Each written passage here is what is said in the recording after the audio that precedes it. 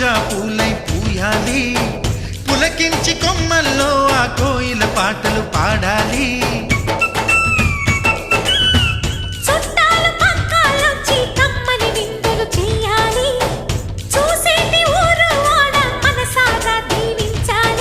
నలుగురు కలిసి చేతులు కలిపి మన కలలన్నీ పండించాలి.